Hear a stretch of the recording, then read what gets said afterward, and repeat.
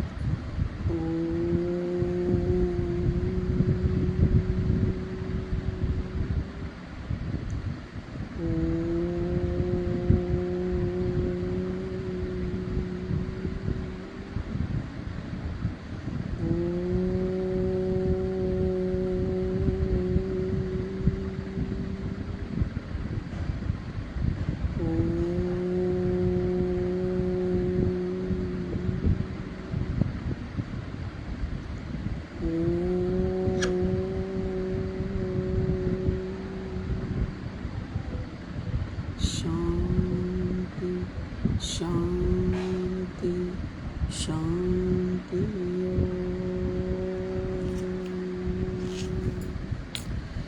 Thank you God, thank you God, thank you God, thank you God, thank you God, thank you God, thank you God, thank you God, thank you God, thank you God, thank you God, thank you so much। शुक्रिया शुक्रिया शुक्रिया, धन्यवाद धन्यवाद धन्यवाद। सिया राम में सब जग जानी, करुण प्रणाम जोरी जुगबानी। तो ये जो हम थैंक यू बोलते हैं ना, ये पूरे ब्रह्मांड के लिए है। ये जो हम ओम उच्चारण कर रहे हैं, ये भी विश्व शांति के लिए है। और जो भी चीज़ें हमें मिली हैं और जिसके लिए हम भूल गए हैं कि हम करना बहुत सारी चीज़ों के लिए हमने किया ही नहीं है जीवन भर, लेकिन अब भी हम करना शुरू करेंगे तो हमारे पास थोड़ा थोड़ा इकट्ठा होना शुरू हो जाएगा। जैसे बार बार मैं कहती हूँ गुल्लक में हरि नाम की पूंजी हमें डालनी है, तो थैंक यू की भी डालनी है। जब कोई भी चीज़ तराजू में दोनों ऐसे होती है ना सेम, तब वो बराबर मानी जाती हैं। तो हम भगवान के सामने बैठने लायक भी तब बनेंगे जब हम उनके कर्मों, उनके जो बताए हुए कर्म हैं उन पे चलेंगे, जो उन्होंने उपदेश दिए हैं, जो भागवत में, गीता में, रामायण में जो चीज़ें बताई गई हैं उनको हम फॉलो करें। और जो हमारे घर में हैं प्रत्यक्ष रूप से जो लोग हैं, वो उनके साथ हमारा कैसी डीलिंग है। तो कुछ चीज़ें बोली भी नहीं जाती, समझाई भी नहीं जाती, सिर्फ महसूस की जाती हैं। जीवन है, ऐसे ही चलेगा, समझते रहिए। लेकिन बहुत सारी चीज़ें समझ में आने लगती हैं। जैसे हम अगर डस्टिंग रोज़ करते हैं तो घर साफ़ लगता है ना, तो उसी तरह जब हम हरि नाम रोज़ लेते रहेंगे ना, तो हमें बहुत सारे विज़न ना, जैसे जो एक मोटा पर्दा है वो पर्दा हटते हटते बिल्कुल ट्रांसपेरेंट हो जाएगा। जैसे वाइट शीट प्लास्टिक की होती है ना, जितनी हम नई लेके आते हैं तो उससे आर पार बिल्कुल क्लीन दिखता है, कांच होता है तो और क्लीन दिखता है। तो धीरे धीरे हम उसे क्लीन करते जाएंगे तो हमें बहुत सारी चीज़ों की छवि, नियत, और उसमें क्या होगा, हम दूसरों को कुछ कहेंगे नहीं, लेकिन हम उसको समझ के ना हमें आगे क्या करना है उसको हम अप्लाई करने लगते हैं अपने ऊपर। ये एक रिज़ल्ट आता है प्रभु के नाम से।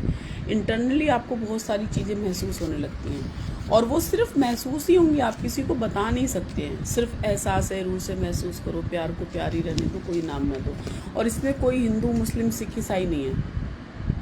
ईश्वर ने सबके अंदर वही आत्मा बनाई है, वही ब्लड है। काटेंगे तो खून हमारा भी लाल निकलेगा, दूसरे का भी लाल ही निकलेगा। सब भगवान ने कभी उसमें दो हाथ से नहीं देखा। सूरज सबके लिए एक जैसा है, चंद्रमा, वायु, आकाश, धरती सबके लिए एक जैसी है। ये तो जाति पात तो हमारा बाद में बना है, लेकिन हमें जिस पे भी आस्था है, हम जिससे भी प्रेम करते हैं, हम उसको अपनाएं और उसकी चीज़ों को हम फॉलो करें।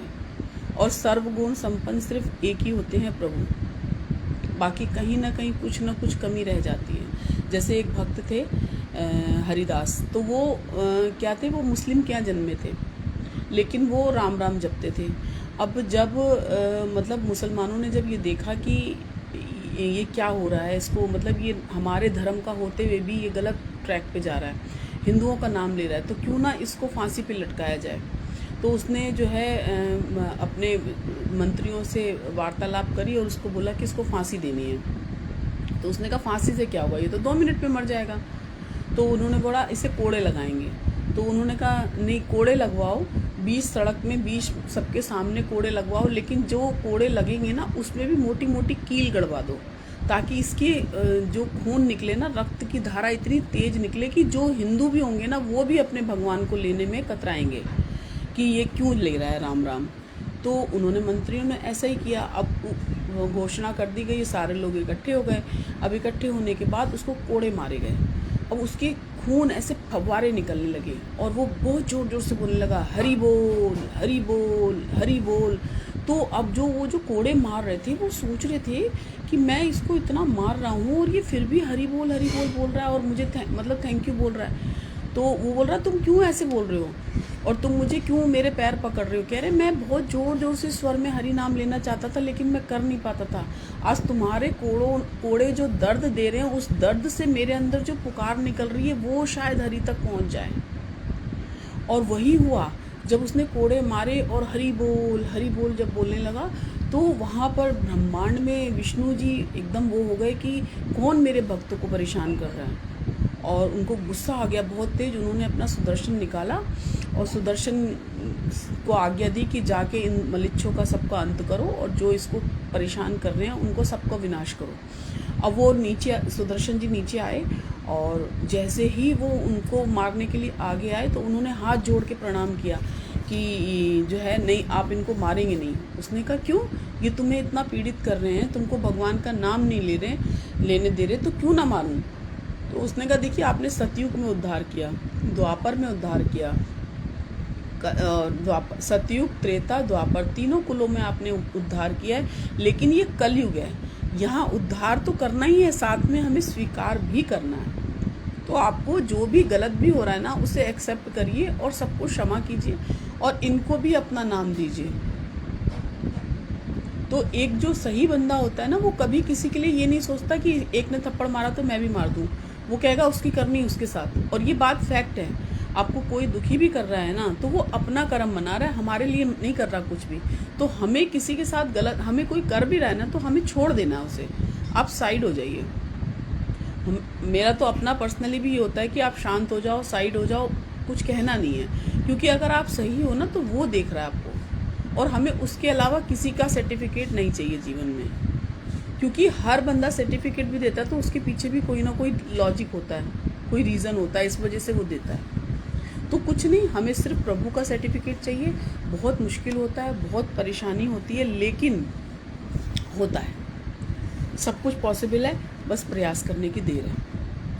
और प्रयास करने के बाद जब भगवान देते हैं तो फिर एक बार परीक्षा लेते हैं। जैसे एक प्रेमानंद जी की मैं एक कथा चल रही थी, बड़ी छोटी सी, बड़ी अच्छी लगी मुझे। एक साधु थे, वो तपस्या कर रहे थे, और वो तपस्या में क्या करते थे, वो पेड़ की जो छाल होती है ना, बस वो खा के रहते थे। 12 साल उन्होंने उस छाल को खाया, और 12 साल बाद जब उनको, मतलब एक कहते हैं ना, एक सूक्ष्म घमंड भी होता है कि हमने इतनी भक्ति कर ली, हमने इतने नाम ले लिए, ऐसे ऐसे करके। तो 12 साल बाद काम उनके पास आया, उसने बोला कि तुमको सिद्धि मिल गई? उसने कहा हाँ, मेरे को तो सिद्धि मिल गई, मैं तो पपड़ी खा खा के रहता हूँ। तो उसने कहा ठीक है, तो फिर मैं अपना काम करता हूँ, अपना एक बाण चलाता हूँ, देखता हूँ तुम कितने पानी में हो, तुमने तो काम पर विजय पा ली होगी। उसने कहा एक क्या, मेरे पास तो 100 काम आ जाए, मैं तो सबको परास्त कर सकता हूँ। उसने कहा अच्छा। अब जैसे ही कह के वो अंतर्ध्यान हुए कामदेव, और जो है वो अपनी साधना में फिर बैठ गए, और साधना में बैठे, और जिस पपड़ी को वो खाने जा रहे थे वहाँ से ना शहद निकलने लगा, पपड़ी नहीं थी, शहद। और उसके जब दोबारा वो तोड़ने गए तो उसमें से खीर जैसा स्वाद आने लगा, खीर ऐसे, मतलब अलग अलग वैरायटी के स्वाद आने लगे। तो उनको ये लगा कि मेरे तप के प्रभाव से प्रकृति डर गई है और मुझे अच्छा अच्छा पकवान खाने को दे रही है। और वो पहले भी अच्छा पकवान इसलिए नहीं खाते थे, कहीं ऐसा ना हो उनको संसार में कहीं आना पड़ जाए, तो वो इसलिए खाली छाल रहते कि कहीं ऐसा ना हो कुछ मेरे पदार्थ से मुझे लोभ हो जाए खाने पीने का। तो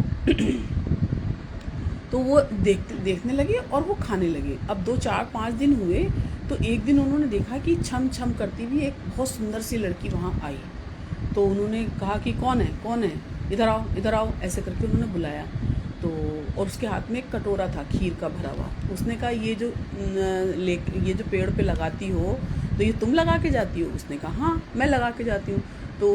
तो वो जो साधु थे उन्होंने बोला नहीं तू पेड़ पे मत लगाया कर, तू मुझे डायरेक्ट दे के जाया कर, ये मेरी कुटिया है, मैं खा लूँगा। अब किसी के भी भाव उसमें जैसे माँ बनाती है तो फ्लो करते हैं। अब वो तो कामदेव का प्रभाव था ही था।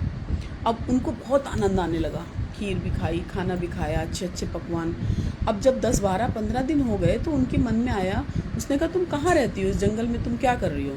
उसने कहा मेरी माँ तपस्विनी है, वो तपस्या करती हैं, और मैं उनकी बेटी हूँ, तो मुझे तो जंगल में ही रहना पड़ता है। तो उन्होंने बोला ठीक है, तुम शादी करना चाहती हो? तो शर्मा गई। उसने कहा हाँ क्यों नहीं। तो साधु ने बोला तुम मुझसे शादी करोगी?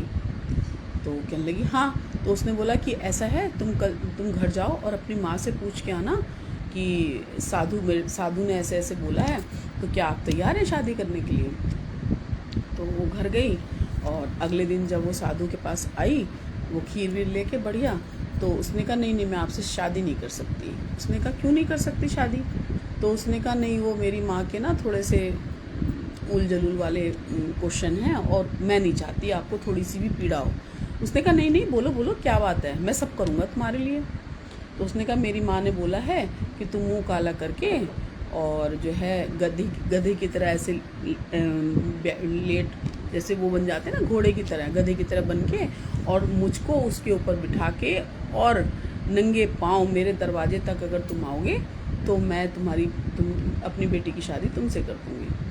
तो अब वो साधु तो उसमें था ही, उसने कहा बस इतनी सी बात है, मैं कर दूँगा। उसने अपना मुंह काला किया, और वो गधे की तरह वो लड़की ऊपर बैठी, और वो धीरे धीरे उसकी माँ के घर चला गया। अब जैसे ही वो उस द्वार पर पहुँचा और कामदेव सामने प्रकट हो गए। उन्होंने कहा देखा काम की लीला देखी, अभी तो मैंने कोई बाण नहीं चलाया है, सिर्फ एक ट्रेलर दिखाया है, तब तुम फंस गए और तुम कहते हो मैंने काम पर विजय प्राप्त कर ली। आसान नहीं होता, बहुत सारी चीज़ों को समझना पड़ता है। भगवान परीक्षा लेते हैं, करने के बाद भी बहुत परीक्षा ली जाती है, तब जाके भगवान अपनाते हैं। इसलिए निर्मल मन सो मोहि पावा, निर्मल मन से कभी ये मत बोलिए हमने किया, अरे ठीक है जो भगवान की मर्ज़ी, भगवान जो करेंगे अच्छा करेंगे, एक्सेप्ट करते चलो, पानी की बहाव की तरह अपना काम करते चलो, सब अच्छा होगा। क्योंकि अगर हमारे अंदर थोड़ी सी भी मैं आएगी तो भगवान वहीं पटक के मारते हैं, और बहुत ज़ोर से मारते हैं। करके देखना, पहले इस्तेमाल करें फिर विश्वास करें। एक राजा था, उसके 3 बेटे थे, तो और तीनों ही बड़े सुलझे हुए थे। तो उनको लगा कि अब इसमें से राजा किसको बनाना चाहिए, वैसे तो बड़ा बेटा ही राजा बनता है। और तीनों बहुत अच्छे थे। तो उन्होंने कहा तीनों की परीक्षा लेते हैं कि कौन ज़्यादा समझदार है। तो मंत्रियों से विचार करके उसने बोला कि जो है तीनों बच्चों को बुलाया और बोला कि इधर आओ और तुम्हारी एक परीक्षा है। बोले हाँ बताइए। उन्होंने कहा 4-4 महीने के अंतर पर एक पेड़ खोज के लाना है और वो इस शहर में नहीं है, शहर से दूर है। तो उसने बोला हाँ ठीक है। तो बड़े वाले को बोला पहले तुम जाओगे, फिर सेकंड नंबर वाला जाएगा, फिर थर्ड नंबर वाला जाएगा। और वो चले गए और पेड़ कौन सा ढूंढना था? नाशपाती का पेड़ था। उन्होंने कहा इस शहर में नहीं है, शहर से दूर है, ढूंढ के लाओ और उसकी जो रंगत है ना वो मुझे आके बताना। अब पहला वाला लड़का गया, ढूंढ पूछते पूछते पूछते पूछते पहुंचा कि ये नाशपाती का पेड़ है, लेकिन वो अजीब सा था, मतलब आधा अधूरा। जैसे जब पेड़ बोते हैं, पेड़ में ऊपर से लकड़ी बनती है, फिर फूल आते हैं, फिर फल आते हैं, ऐसे होता है। तो अभी वो आधी कंडीशन में था। वो देख के आया तो उसने घर आके बोला कि मैं आ गया। उसने कहा मुझे कुछ बताना नहीं है, बताऊंगा मैं, सुनूंगा सबकी बाद में। फिर 4 महीने बीते तो सेकंड नंबर वाला लड़का वहाँ पहुँचा। अब जब वो पहुँचा वहाँ देखा, वहाँ एक सुंदर सा पेड़ था।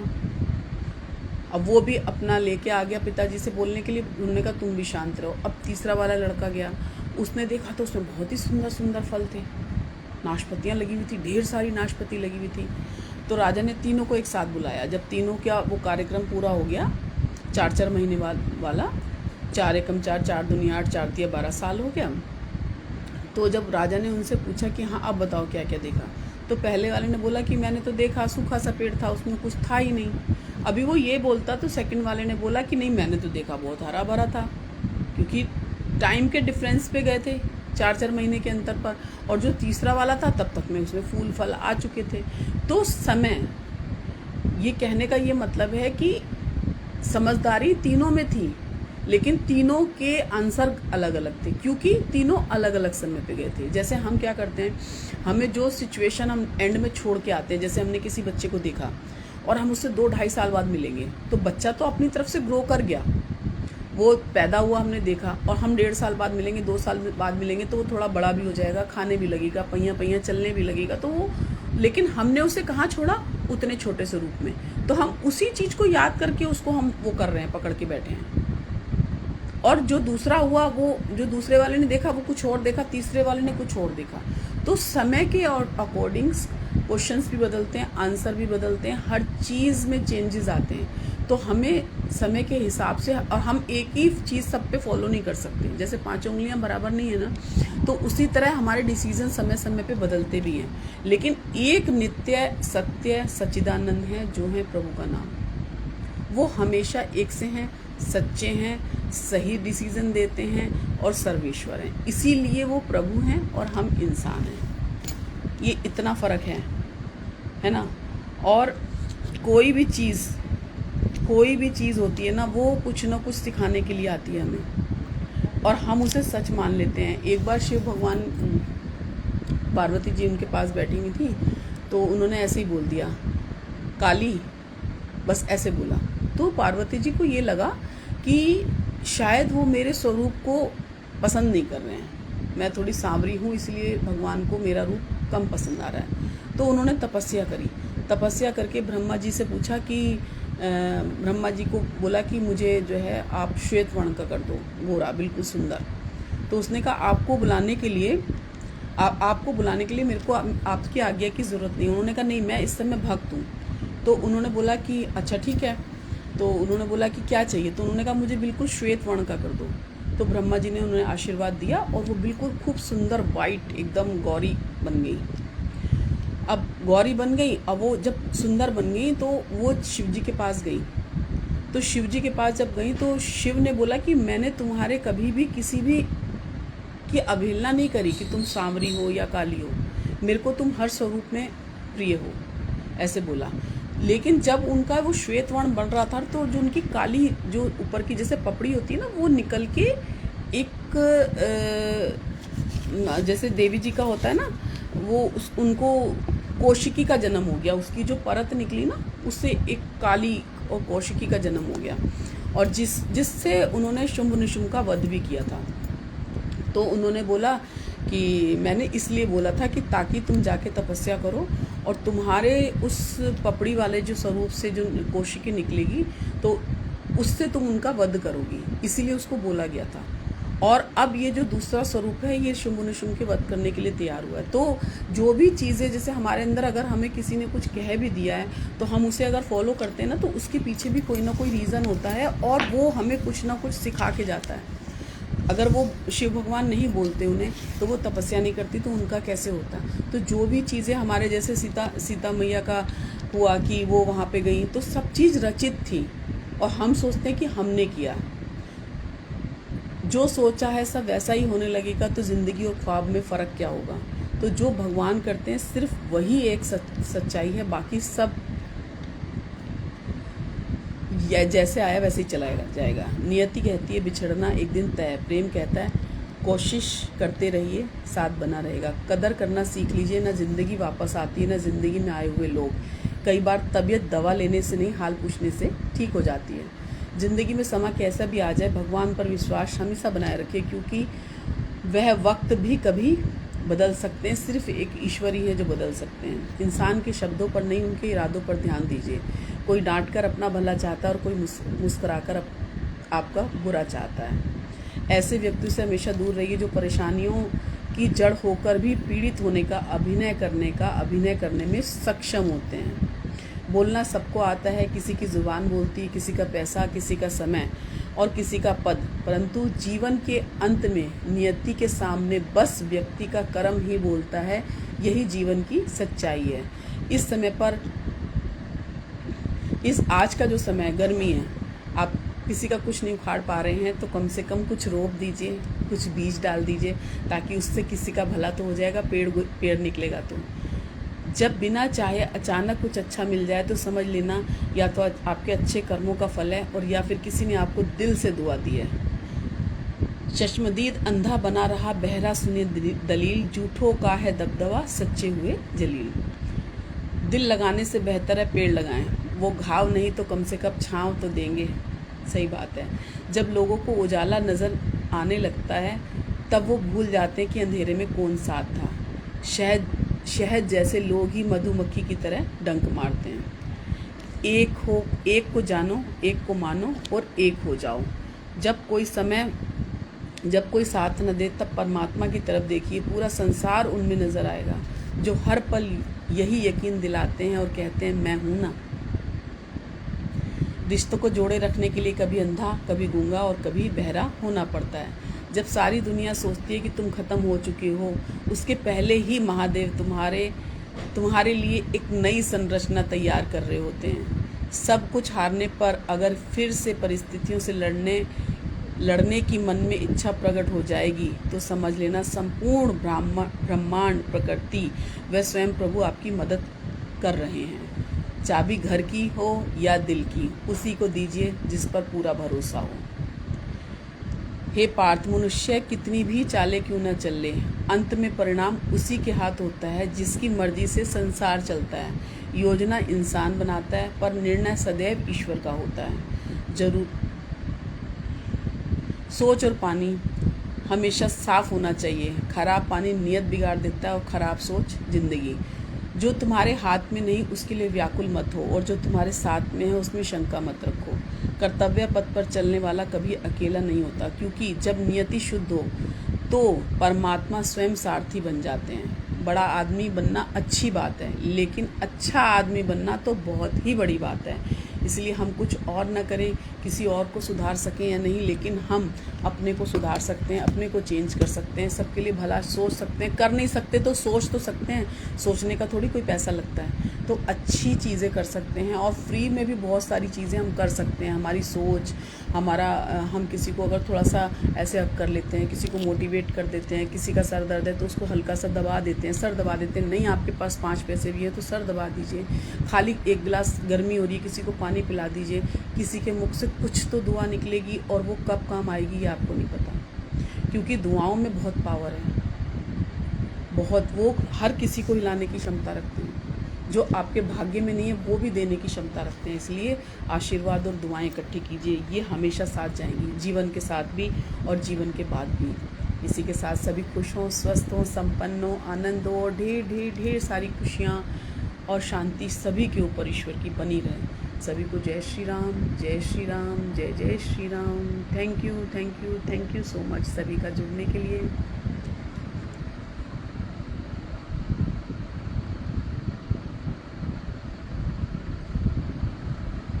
राम राम जय राजा राम, राम राम जय सीता राम, राम राम जय राजा राम।